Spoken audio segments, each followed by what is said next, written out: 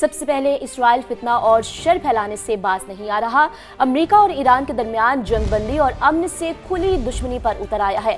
صہیونی فوج کی لبنان میں جارحیت جاری ہے۔ اسرائیلی طیاروں نے بیروت سمیت کئی مقامات پر وحشیانہ بمباری کی ہے۔ چند گھنٹوں میں 100 سے زیادہ حملے کیے گئے، درجنوں عمارتیں تباہ ہو گئی ہیں۔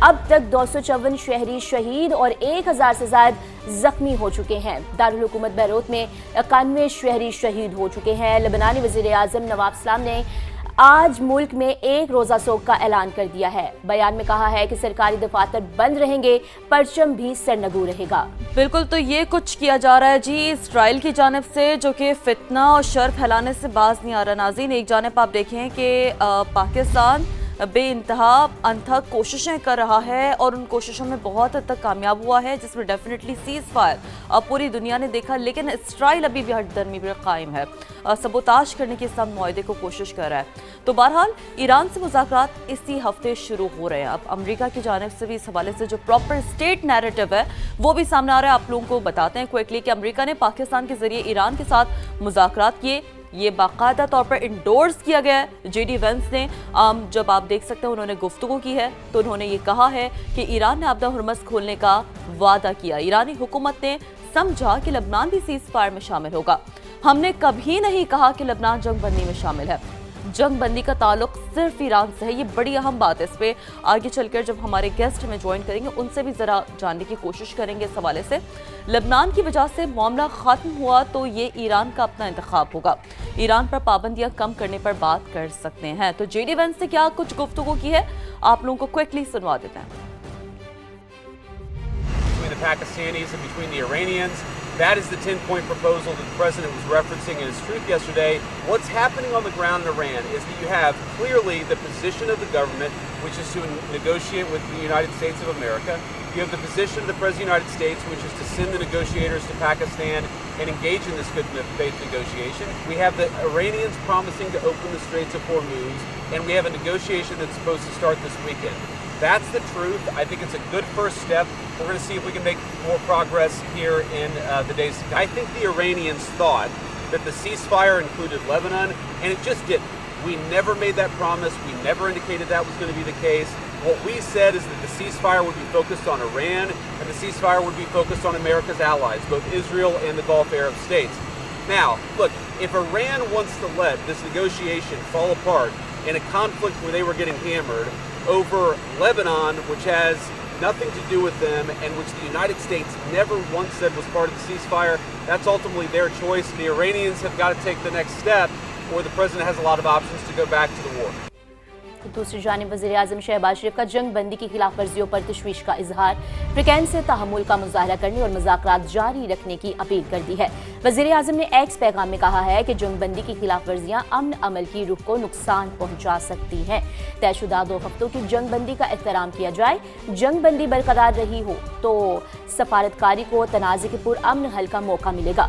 خطے میں پائیدار امن کے لیے مذاکراتی عمل کو آگے بڑھانا ضروری ہے۔ بالکل، یہ بڑا ایک ضروری ہے نا کہ آپ دیکھیں نیگوسیشنز تو چل رہی ہے، لیکن کس حد تک جو ہے وہ چیزیں آگے بڑھ سکتی ہیں یہ بڑا میٹر کرتا ہے، یہ کافی اہم ہے۔ تو بہرحال تاریخی سیز فائر کا معاہدہ، جس کے بعد پائیدار امن کا جو مشن ہے، یہ جو بیڑا ہے، یہ پاکستان نے اٹھایا اور پاکستان اس میں کامیاب ہوا۔ امریکہ اور ایران اس کے ہو رہے ہیں مہمان اور پاکستان ہوگا میزبان۔ مذاکرات کی میز جناب اسلام آباد میں سجے گی کل۔ پوری دنیا کی نظریں لگی ہوئی ہیں پاکستان پر۔ اسی تمام تر صورتحال پر بات کرنے کے لیے ہمارے ساتھ موجود ہیں دفاعی تجزیہکار حارث نواز صاحب۔ حارث نواز صاحب، very good morning. Indeed it's a very good morning ہم سب پاکستانیوں کے لیے، کیونکہ ہمارا سر فخر سے ایک بار پھر بلند ہو گیا ہے۔ ویسے تو بحیثیت پاکستانی، ہم بحیثیت پاکستانی ہونے پہ ہی بہت فخر محسوس کرتے ہیں، لیکن یہ جو موقع ہے، یہ جو لمحہ ہے، یہ بڑا اہم ہے۔ تو کہیے گا حارث نواز صاحب، کیسے دیکھتے ہیں آپ پاکستان کا جو ایک رول رہا ہے؟ آسان نہیں تھا اس طریقے سے اتنی بیلنس ڈپلومیسی کے ساتھ اتنے زبردست نتائج کی طرف لے آنا اور سیز فائر کی جانب معاملے کو لانا۔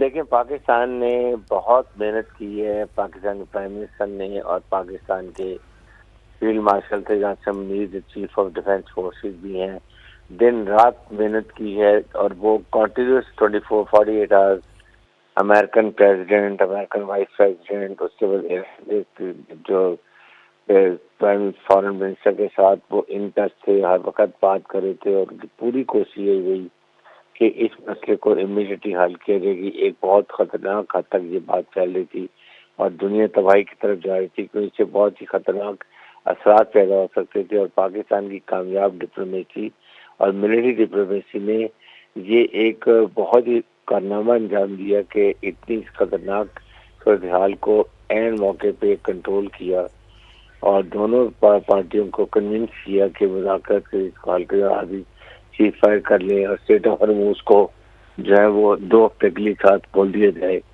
لیکن اس کے اب آپ دیکھیں گے اس محنت کو اسرائیل پوری کوشش کر رہا ہے کہ وہ ایز اے اسپوائلر کام کرے، اور وہ لیبنان میں اس نے کل جو دہشت گردی پھیلائی ہے، جتنے انوسنٹ لوگوں کو شہید کیا ہے، زخمی کیا ہے، وہاں پر بہت زیادہ نقصان کیا۔ اس سے ظاہر ہے کہ ایک کنڈیشن فرینڈلی انوائرمنٹ ہوتی ہیں، کانفیڈنس بلڈنگ میئرز ہوتے ہیں، ان کو دھچکا لگتا ہے جب ایک طرف مذاکرات ہونے کی بات ہو رہی ہے جس سے بہت محنت کی گئی ہے۔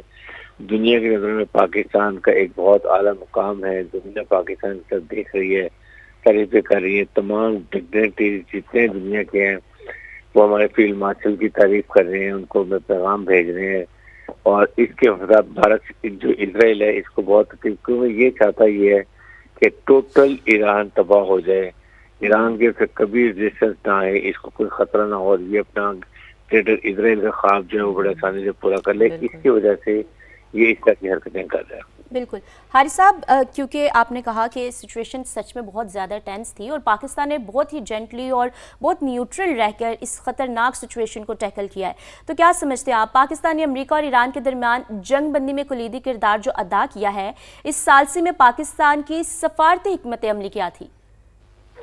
دیکھیں، پاکستان کی فارن پالیسی، پاکستان کی سفارتی حکمت عملی، پاکستان کی ملٹری ڈپلومیسی یہ بہت ہی اعلیٰ مقام کی تھی، اور یہ یاد رکھیں یہ سارا سٹارٹ ہوا ہے مارکہ حق سے، جہاں اتنے بڑے دشمن کو فیلڈ مارشل یاسین کی قیادت میں پوری قوم نے 2 دن کے اندر شکست فاش دی۔